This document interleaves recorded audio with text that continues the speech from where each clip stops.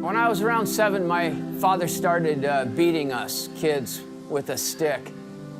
My mother was verbally abusive, and growing up was more a time to be survived and endured than lived, which allowed alcohol use and drug use in high school to start growing. When it came to Father God, the only way I could understand him was through the lens of my earthly father. My whole life was spent medicating from those wounds, and that led up to a pornography addiction that ended in a massage parlor visit, and finally I ended up confessing everything to my wife because my life was not going to change. It was then that God started meeting me through reading His Word. God's forgiveness was infinite. To the last day of my life, I still had an opportunity. I ended up getting a degree in mechanical engineering and finally ended up in the steel construction business. And at this stage in my life, what I wanted was a different story. I didn't want the story to be about me as this great sinner and then being forgiven. I wanted to pay back on the enemy for what I had endured. And it started coming to me that helping others who have experienced some of the same pain, addiction. So people need help transitioning out of jail and out of their addictions.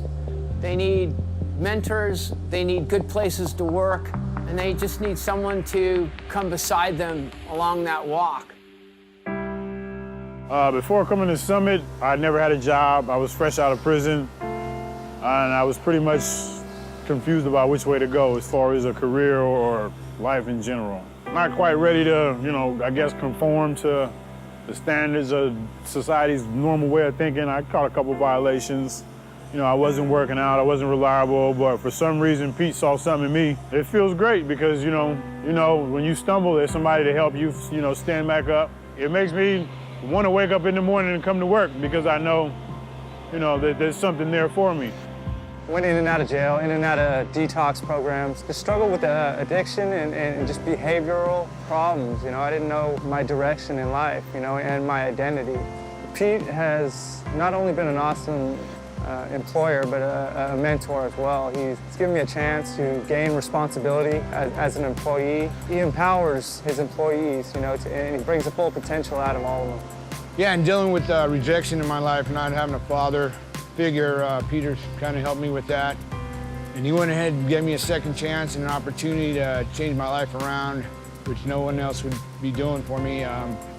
Well, when somebody gives me that opportunity after so many years of struggling and being on the streets and what have you, trust issues are a big factor, and it's meant a lot to me as a human being, as a father, as a brother.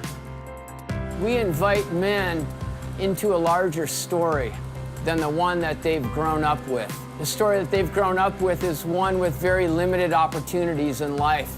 I think all the ministry that we do is about inviting men to join us, to lead small groups, to help others who've been struggling with the same thing that they've overcome. My job is to extend God's rule and reign down here in this place, and that is what I live for. I live for changing the world where I can have an effect, using the things that almost killed me, almost destroyed my marriage and my family, and help other men find the same life that I've got to live, that life to the full Jesus talked about.